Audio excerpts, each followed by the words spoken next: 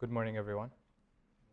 Well, first, my deep thanks to the organizers, to Asim and Afifi for making this happen. A lot of us were invited to Oxford last year to give talks there. So this has been a project that they have been curating over maybe more than 2 or 3 years. And of course, many thanks to Rosie and Brittany for making all of this work and sort of putting the magic into all of what we're doing. So thank you very much. So in my talk today, I want to start my talk with the thing that basically draw me into this particular topic, which is the idea of what it means to be healthy from a pious point of view or from a pietistic Islamic point of view. When you read a lot of the texts that discuss what Muslims should and shouldn't do, or the kind of pietistic behaviors that Muslims should do, you encounter a particular tradition that gets to be repeated over and over and over again. And in this tradition, a companion, the name of the companion changes in a number of renditions. This companion tells the Prophet, I prefer to be healthy and grateful than to be sick and patient. And the Prophet responds, and the Prophet of God prefers to be healthy with you. This particular tradition might seem quite simple in the sense that it's a preference for health over illness. However, in fact, it is part of a long and extending debate about the value of health and the meaning of health and its connection to illness and the place of health and illness in what I will call a pietistic cosmology. Now, a point before I move on into the discussion of this particular health about the kind of sources that I'm looking at in this paper, which is basically a continuation of the same investigation that I did in my book, Piety and Patienthood in Medieval Islam, which talks about illness, and this is sort of the next part of the project, which is about health.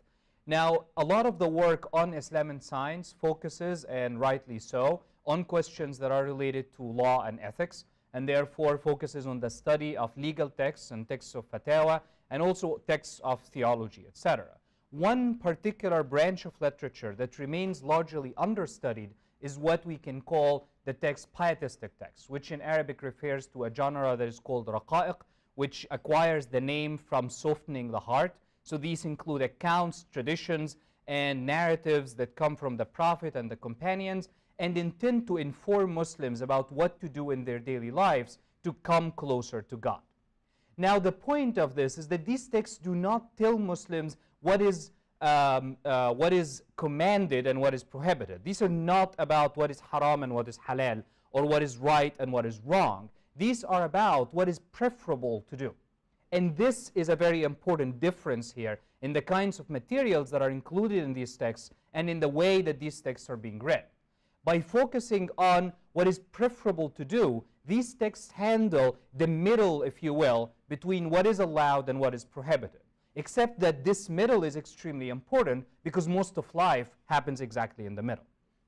In other words, I argue that we need to focus not only on the specific questions or whether a particular thing is right or wrong or prohibited or commanded, although obviously, again, these are very important things, and I myself wrote about this as well, but we also need to pay equal attention to everything in the middle, to the daily practices and to the texts, anecdotes, traditions, and stories that inform the practice of Muslims in their daily lives beyond what is legal and what is illegal. One could argue even that the idea or the reason why a lot of Muslims seek fatwas and try to learn whether a particular thing is legal or illegal is precisely because of their pietistic impulse. And therefore, piety fills in this middle between what is legal and illegal, and also informs the behavior of Muslims in seeking to know what is legal and what is not legal. So, starting from this point, I will focus on the presentation of health, what it means to be healthy, how could one be healthy, in some of the more foundational texts of Raqa'iq. Now again, for some of you who might not be familiar with the texts themselves, these are normally texts that have very little editorial comments, in the sense that the authors are really more of collectors rather than authors. They don't write in their own voice. In most cases, they are collecting prophetic traditions accounts about the companions, accounts about the imams in Shiite literature, for instance, and listing these accounts one after the other. Their most editorial intervention is to create chapters, and that's about it. There is nothing else. So, and these texts serve, the way that they are read is that they provide resources for mostly preachers, for instance, to take these accounts and use them in their sermons. However, although the authors of these texts like very much to stay outside of view, as if they have no control or sort of no intervention, they actually have enormous intervention, because the corpus is huge. And to choose specific things, so for instance, to choose to include 15 traditions within a particular chapter, and to order these traditions from 1 to 15 in a particular order, requires extreme amount of editorial intervention. And therefore, we can read their opinion and learn what they think, and learn why they think this is important and not important, based on the kind of ordering that they do. So let's go do the question. Let's go back to, again, the question of health, and how I'm going to investigate the question of health here at 3 stages, if I have the time. So first, I'm going to think about health in relation to other goods in life. Second, I will talk about health in relation to illness. And finally, if I have time, I'll think about pious, healthy bodies. What does it mean to have a pious, healthy body, and how to do that?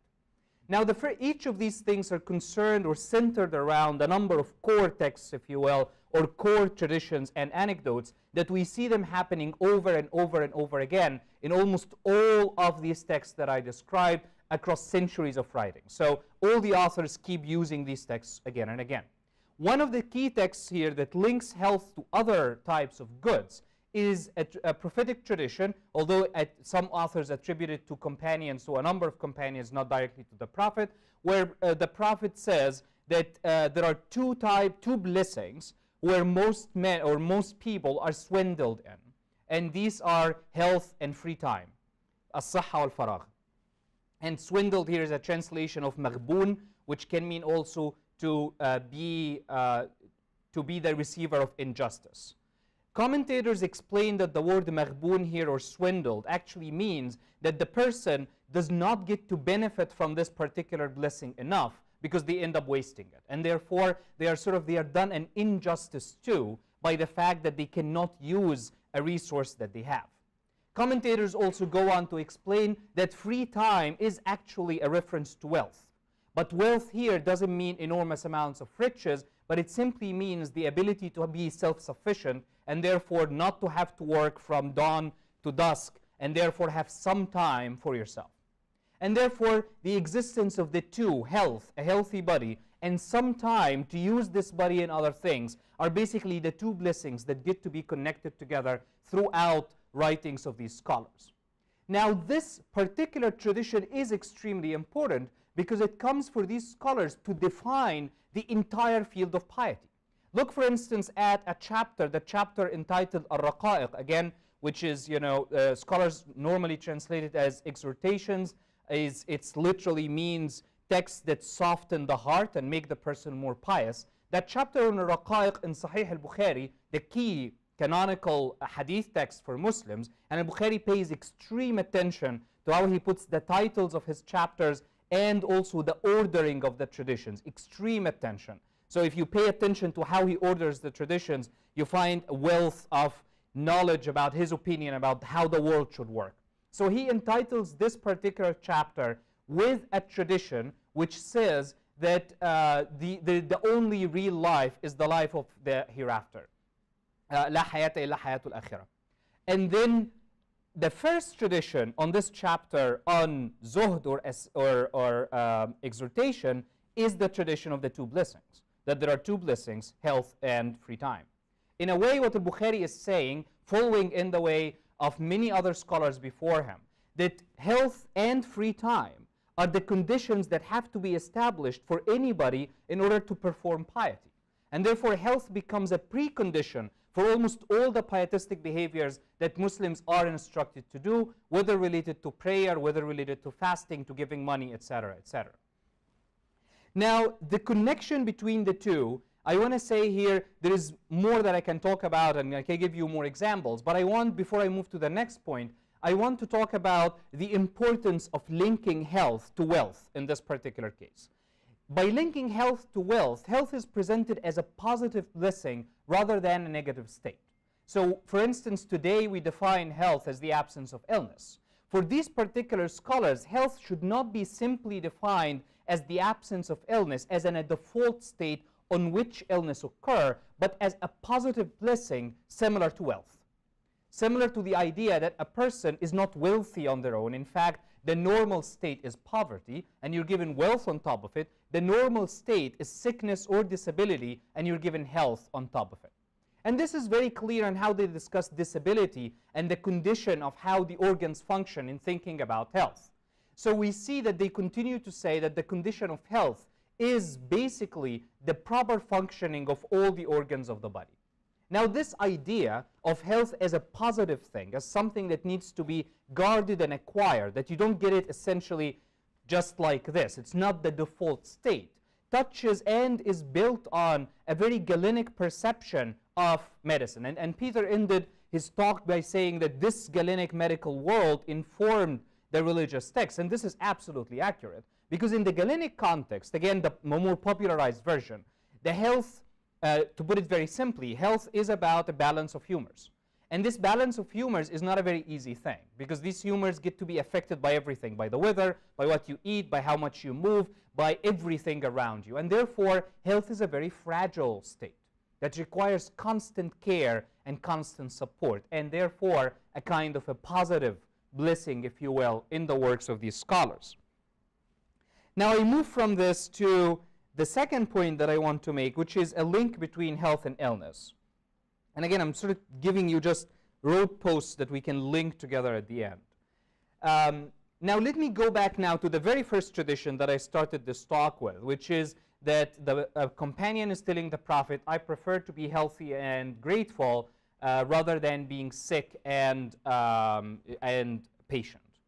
Now, this particular tradition ends up linking, well, comparing health and illness on one hand, but also linking each of the two states of the body to a particular virtue, which is gratitude on one hand, shukr, and patience or sabr. And this particular link is very interesting because we have significant debate that happens again in pietistic literature about the virtues of each of these two, or the importance of each of these two virtues. Is it better to be patient, or is it better to be grateful? Now again, on one hand, a lot of these scholars will say, well, actually this is more of a very general question because ultimately you're supposed to be both, but which of the two would you ask God for? If you're going to ask God to endow you with a particular virtue, should this be gratitude or should this be patience? Now I want to say that in a lot of literature, not only about these two virtues, but in many other writings, we see these kinds of comparisons. The idea of, a particular virtue, two different virtues that seem to be contradictory. Each of them is attached to a particular state of being, and there is a comparison between the two. One famous thing, for instance, is wealth connected with charity and poverty connected with patience. Do you want to be wealthy and give your money and therefore acquire God's favor in this way, or do you want to be poor and therefore you don't have to worry about giving your money, but at the same time you be patient, right? And what we see is while scholars continue to compare these different virtues, they end up reconciliating them in creating a paradigm where the pious Muslim needs to hold both positions in a kind of what I call a pietistic tension. A pious Muslim is not supposed to purely hope for health in a way that makes him or her reject or hate illness, or wish for illness in a way that makes them reject health. And in fact, we see traditions where the Prophet instructs people not to wish for illness, and other traditions where the Prophet instructs people or tells them that those who are healthy forever are actually more likely to end up in hellfire, and therefore you have power or weight behind both positions. And the pious Muslim is required to hold these two positions in what I call pietistic tension. So the point that I want to get out of this particular part of the discussion is that health doesn't exist. We already explained that health is a positive blessing. Now health doesn't exist on its own. It exists connected to a particular virtue. So every blessing is connected to a particular virtue. And so health without gratitude is meaningless. and it is not a blessing at all. It needs to come with gratitude. And another important thing to think about here is how health and illness, gratitude and patience need to be held together in this kind of pietistic tension. And the Muslim in this particular case is required to exercise their own, or basically to use their intentions, their pure intentions, to judge point by point and position by position and situation by situation which of the two they should opt for. What we're looking at here is a very personalized mode of piety that relies particularly on the existence of large virtues, but ultimately leaves the judgment in the hands of the patient or the person. They are the ones who will decide what is best for them. Because if they will not be patient when sick, they should definitely try to be healthy. And if they will not be grateful while healthy, then they probably should not hope for being healthy. And ultimately, it's an interiority, a form of interiority, where the Muslim needs to continuously think about their own intentions and continuously analyze and reconsider and rethink about their motives and what they are doing in life. Now, very briefly, I will move into the description of the pious, healthy body. And this is the last point that I will conclude with. In a number of texts, we have a literature of medical advice literature, some of that physicians have wrote for the benefit of people. And in some other texts, these were texts written by religious scholars that, again, intended to benefit people about how to preserve their health or treat some of their diseases, but from a pietistic perspective. So in this particular section, for instance, I'm thinking about Luqat al-Manafa', which is a text by Ibn al-Jawzi, a famous preacher and a famous scholar. And I'm thinking about a text called the Golden Treatise, or a Risala Dhahabiyya, which was attributed, although this is with significant doubt, to Imam Ali al-Rida, one of the 12 Imams. What I want us to think about is, how do they describe the healthy body? What is a healthy body? The key thing that I want us to think about here is that the healthy body in the Galenic context that is being now taken by this particular pietistic literature is a body that is extremely vulnerable. It is, again, as I said, the health is based on balance, and this balance can be threatened and destroyed by almost anything that you do. Your daily activity can be a threat to your health. And therefore, this very vulnerable and porous body, if you will, requires, in order to keep healthy, requires significant attention and continuous attention to the details. The good pious body, the good pious healthy body, is a body that needs continuous care, where people need to look at it, see what you're eating, see what you're drinking, monitor every single habit that you're doing. I argue that this particular mode of attention to the details of the body and also to the details of our different activities is also part and parcel, or a significant component, of Muslim piety in general. And here we encounter the concept of muraqabah, or surveillance. Now, muraqabah becomes, or surveillance, becomes not only a mode of surveying or thinking constantly about one's behaviors that will lead to a kind of you're doing right or wrong, or thinking about your intentions, but extends into the physical as well, because you need to monitor your own body and to acquire particular habits that would allow you to keep the body healthy. The last point that I want to make about this is that all of these texts continue to talk about experience, and that links this paper to what Peter was just talking about. And this is about, again, qualified experience. They warn the reader, do not say, I always eat this thing and it makes me fine and I'm fine. Do not do that. It's not about just regular experience. It is about qualified one. They explain it is like a thief who steals once and is not caught, and steals again and is not caught, and thinks that it's okay to keep stealing, but then they are caught and their hand is chopped off. And therefore, it's a very gruesome example, but the idea is you need to pay attention and rely on qualified experience. Finally, to conclude, what I wanted to present in this paper is there is this methodological intervention that I think we need to pay attention not only to what need or must be done and what should not be done, but also to everything in the middle, to the pietistic framework that informs how regular Muslim patients or regular Muslims in the medieval period, but also in the hospital across the street, think about their daily lives and think about the decisions that they make, and what are the resources that they are using to think about these decisions apart from or in addition to what is legal and what is illegal, and also to draw attention to this understanding of health that exists in these resources, which continue to be important today, and which allows us to think about fashioning models, for instance, or some of the clinicians here might do that, to think about fashioning different models for thinking about healthy behavior and what it means to be healthy, and using these resources as ways of thinking about health from a pietistic perspective. And thank you so much.